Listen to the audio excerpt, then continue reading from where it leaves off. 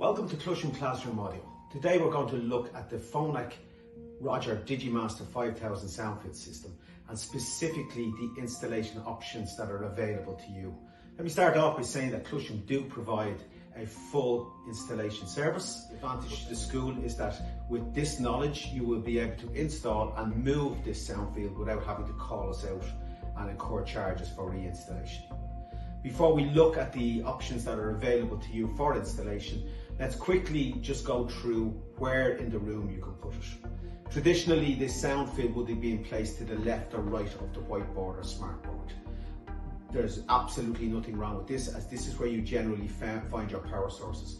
But you can put the soundfield anywhere in the room, as long as the distance from the floor to the base of the bracket is 4 feet. These systems are designed to work very well in classrooms of 100 square meters. That's 10 meters by 10 meters. That covers just about most classrooms I've been in.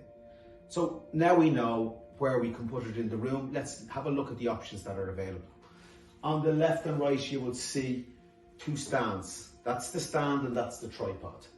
And on the face of it, you would say, well, that's the way to do it, that's the way to go. And it does have huge advantages. The one disadvantage, the feedback we've had from the schools is, what if a student trips up over it, they're running out? You will need to take care if you do choose this as the option.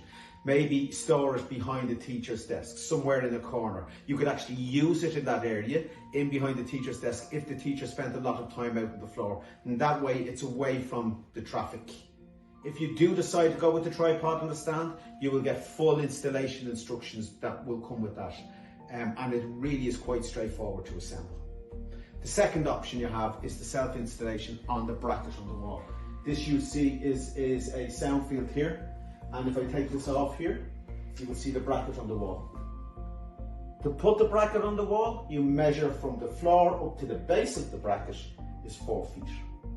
Make sure when you look up above that you don't have speakers or shelving or anything like this, because this is a couple of feet high, and if you put it on without looking up, you could hit that. It has happened once or twice before to myself where I've had to drill in again.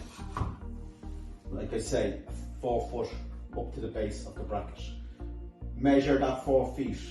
Position the bracket against the wall. Use a spirit level to make sure it's straight. Mark out the 4 holes there, 1, 2, 3, 4, and screw into the wall. The only specialist type of equipment you're going to need is that if you are going into a wall, a concrete wall, you will need a hammer action drill. We will provide the screws, we will provide the raw plugs, and we will provide these little clips here to keep the wiring tidy. We will also give you some Velcro that will allow you to secure the power supply to the wall. We will also send out full installation instructions, or if you ring us up, we can send you out a PDF.